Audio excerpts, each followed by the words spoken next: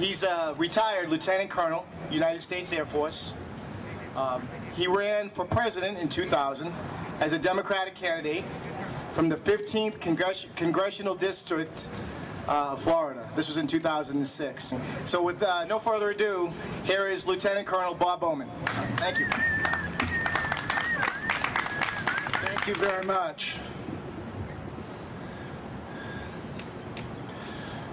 We're here as patriots and oath keepers to remember the men and women of the armed forces, and especially those who have given their lives in the service of their country.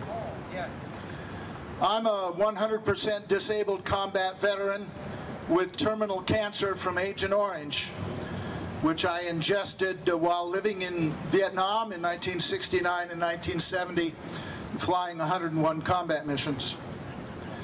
From 1976 to 1978, I directed all the Department of Defense Star Wars programs, the existence of which was at that time secret.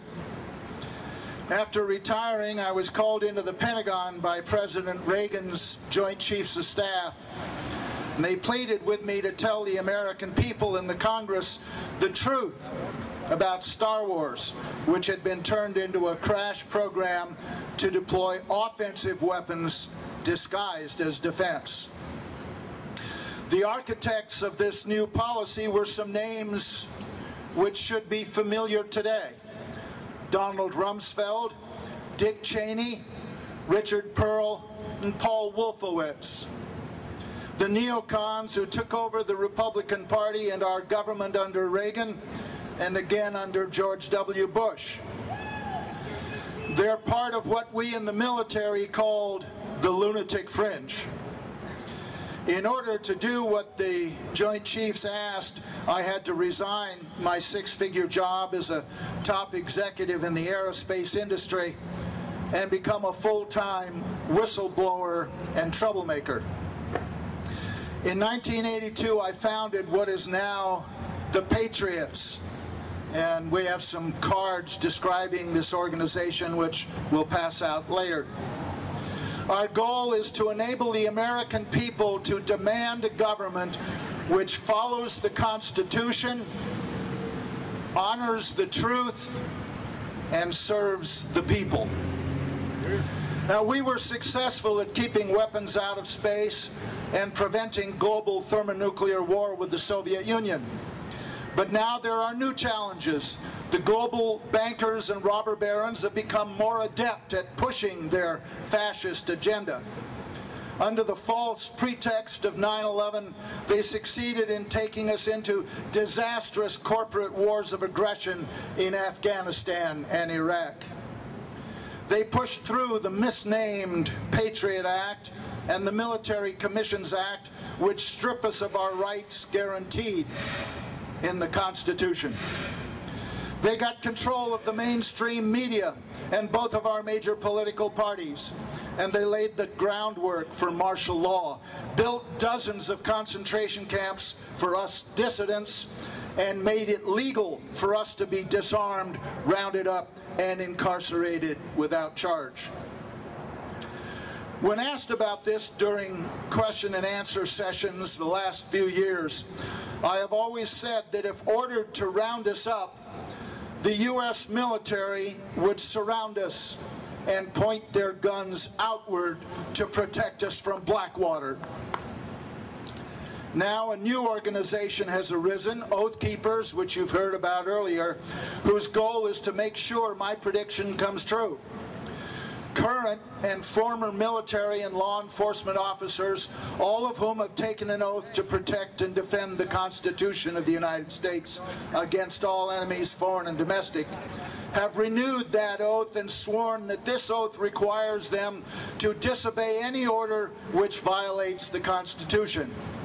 Specifically, they have promised to disobey any order to disarm, arrest, or incarcerate U.S. citizens exercising their constitutional rights.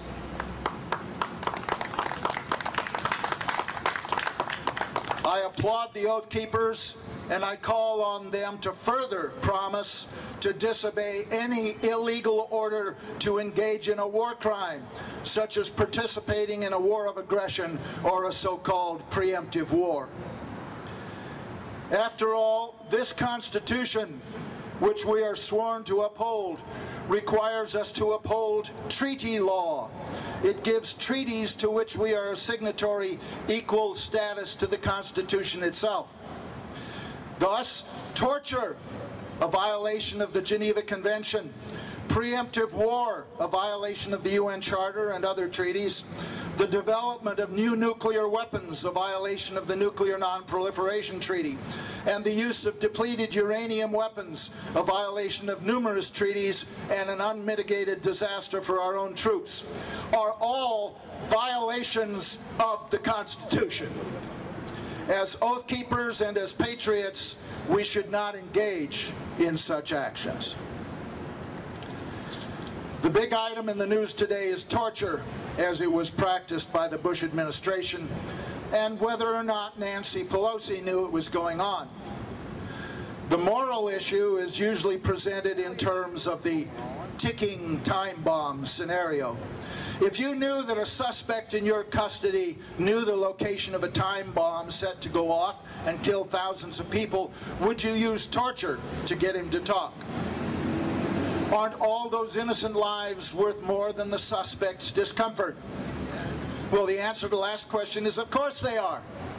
But so what? There are better ways of getting the truth out of a suspect. Torture is a violation of our Constitution and our principles. It endangers our own troops, and it's wrong. So my answer to the first question is no, I would not torture even in the ticking time bomb scenario.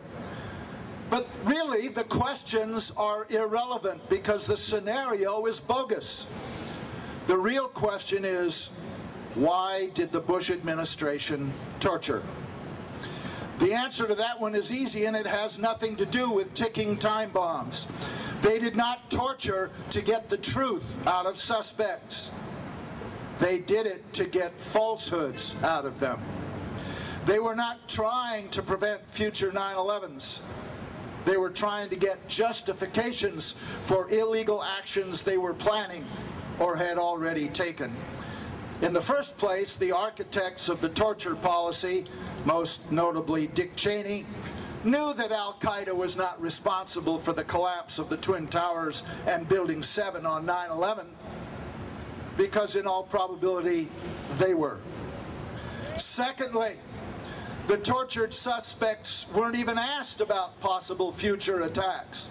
They were asked about connections between Al-Qaeda and Saddam Hussein, connections which did not exist, but which were crucial to justifying the shock and awe attack on Iraq.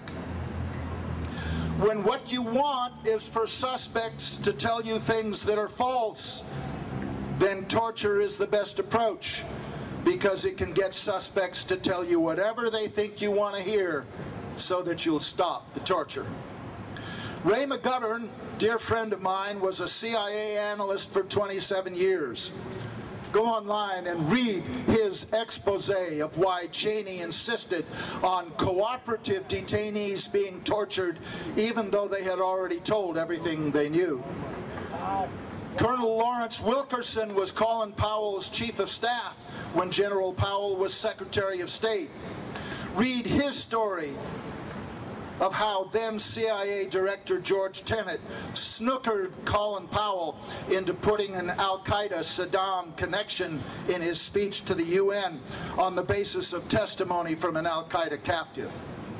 Powell was not told that the testimony had been gotten by handing the suspect over to Egypt to be tortured until he admitted to such a connection.